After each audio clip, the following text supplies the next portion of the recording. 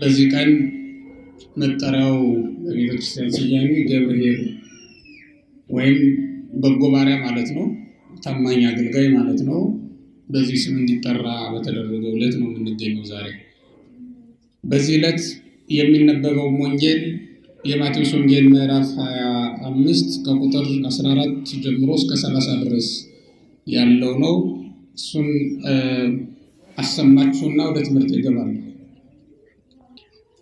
መንገድ እንደሚሄድ አገልጋዮችን ጠርቶ ሊያተርፉበት ገንዘቡን እንደሰጣቸው ሰው እንዲሁ ይሆናልና ለእያንዳንዱ እንደ ችሎታው ለአንዱ 5፣ ለአንዱ 2፣ ለአንዱም 1 ሰጠና ወዲያውኑ ሄደ። ያ 5 መክሊት የተቀበለውም ሄደ፣ ነግዶም ሌላ 5 መክሊት አተረፈ። እንዲሁም 2 የተቀበለው ሌላ 2 አተረፈ። 1 መክሊት የተቀበለው ግን ሄዶ ምድርን ቆፈረና የጌታውን ወርቅ ቀበረ። ከብዙ ጊዜም በኋላ የእነዚህ አገልጋዮች ጌታ ተመልሶ ተቆጣጠራቸው። 5 መክሊት የተቀበለውም ቀረበና አቤቱ 5 መክሊት ሰጠኸኝ ነበር፣ እነሆ ሌላ 5 መክሊት አተረፍ ብሎ 5ቱን መክሊት አስረከበ።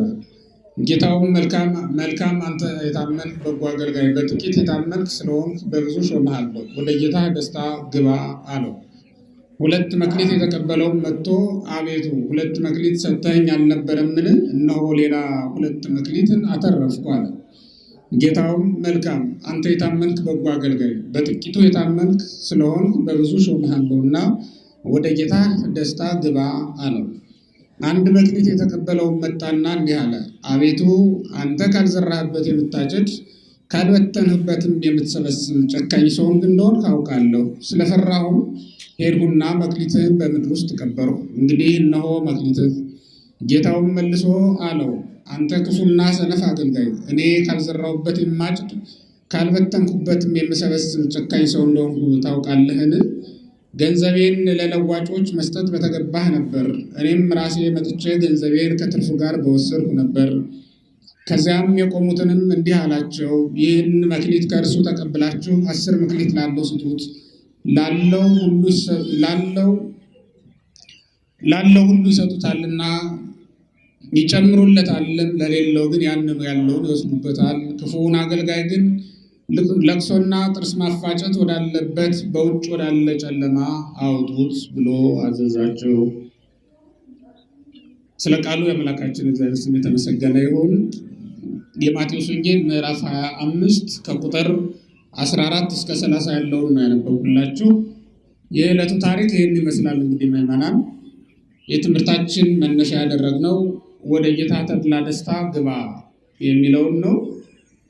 ይህን አምላካችን መድኃኒታችን ኢየሱስ ክርስቶስ ለታማኝ አገልጋዮቹ ለታማኝ ባሮቹ የሚያሰማቸው የመጨረሻ ቃል የመጨረሻ የደስታ ንግግር እንደሆነ እንመለከታለን።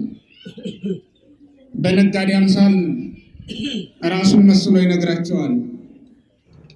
መንግስተ ሰማያትንም ወይም ክርስትናን በመክሊት መስሎ ያስተምራቸዋል። እነዚህ ሰዎች 3 አይነት ናቸው። 5 ሊቀበል የሚገባው ሰው አለ። 2 መክሊት ሊቀበል የሚገባው ሰው አለ። 1 መክሊት ሊቀበል የሚገባው ሰው ደግሞ ነበር። ሰውየው ባለጸጋ ነው። ለእያንዳንዱም እንዳለው መጠን ሳይሆን የሰጣቸው እንደየአቅማቸው ነው የሰጣቸው። ወለላ አሉ በአምጣነ ይክሉ ወሀቦሙ፣ ለእያንዳንዳቸው እንደ አቅማቸው እንደ መጠናቸው ሰጣቸው ይላል። ለሱ ያለው ነገር ብዙ ነው። ነገር ግን እነሱ እንደሚችሉት እንደ ችሎታቸው እንደ አቅማቸው በመጠናቸውና በልካቸው ሰጣቸው። እነዚህ ሰዎች ስጠን ብለውትም አይደለም፣ ሊሰጣቸው ስለወደደ እንዲሁ የሰጣቸው ናቸው። ባይሰጣቸው ነግደው የሚያተርፉበት ገንዘብ ስለሌላቸው ለሽልማት የሚያበቃ ምንም ነገር አይኖራቸውም ማለት ነው።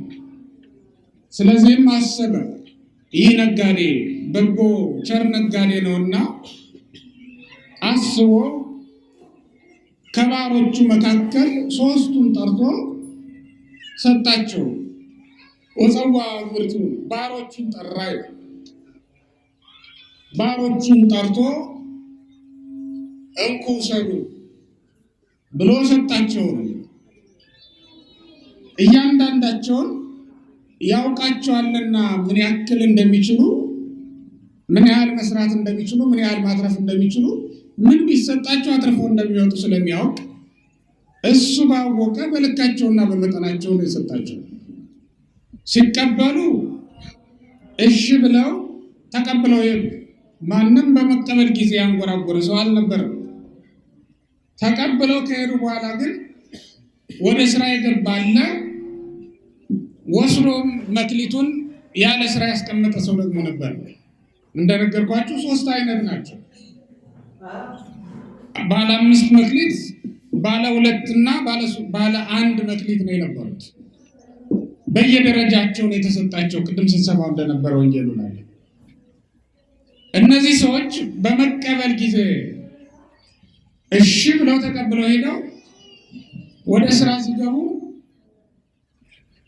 ረድቷቸው እግዚአብሔር 5 መክሊት የነበረው ሰው ወጥቶ ወርዶ ሌላ 5 መክሊት አተረፈና ለጌታው የሚያስረክበው ነገር አለ። 2 መክሊት ያተረፈው በመውጣቱ በመውረዱ ሌላ 2 መክሊት ያተረፈ 4 አደረገ ማለት ነው። ባለ 1 መክሊት ግን ሲቀበል እንደ ባለ 5ቱ እንደ ባለ 2ቱ አብሮሽ ብሎ ተቀበለ። ተቀብሎ ከሄደ በኋላ ግን ክፉ ሀሳብ መጣበት። ሌባ ቢቀማኝ፣ ወንበዴ ቢቀጠቅጠኝ፣ ሌባ ቢሰርቀኝ ከምን አምጥቼ ከፍለዋለሁ ብሎ በሻሽ ጠምጥሞ ወስዶ ያችን አንዷን መክሊት ቀብሮ አስቀመጣት። ባለቤቱ ያበደረው ሰው ገንዘቡን ሊቆጣጠር መጣ። ሊቆጣጠራቸው ጀመረ ነው የሚለው። ልብ በሉ፣ ሊቆጣጠራቸው ጀመረ። ገንዘባቸውን አይደለም የሚቆጣጠረው፣ እነሱን ራሳቸውን ሊቆጣጠራቸው ጀመረ። ተጠሩና ሲመጡ ባለ 5 መክሊቱ እግዚኦ 5 መካሌ ወሀብከኒ ወነዋ 5 መካሌ ለረባይኩ ዲበው፣ አቤቱ እነሆ 5 መክሊት ሰጥተኸኝ ነበር፣ ሌላ 5 መክሊት ያተረፍኩትን እነሆ ብሎ አንዱንም ሳያስቀር ያተረፈውን ሙሉ በሙሉ ለባለቤቱ አስረከበ። የባለቤቱ ገንዘብ ነውና እነሆ ገንዘብህ ብሎ ገንዘቡን መለሰ። አንተ ታማኝ አገልጋይ በጥቂቱ ስለታመንክ በብዙ ሾምሃለሁና ጌታ ተድላ ደስታ ወደሚያደርግበት ግባ አለው። ተሾም ተሸለም ማለቱ ነው። ባለ 2 መክሊቱም በተራው መጣና 2 መክሊት ሰጥተኸኝ ነበረ፣ 2 መክሊት አትርፌያለሁ እነሆ ብሎ አቀረበ። እሱንም እንደዚያው አለው።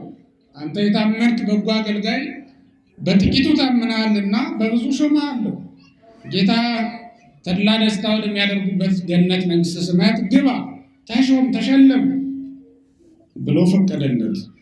ባለ 1 መክሊት መጥቶ ሲቀበል ያልተናገረውን ነገር አሁን መናገር ጀመረ።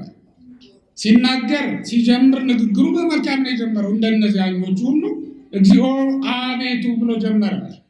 አክብሮ በጥሩ ቃል ጀመረው። ግን ቀጥሎ የተናገረው የማይገባ ቃል ነበረ። አንተ ጨካኝ ሰው እንደሆንክ አውቃለሁ።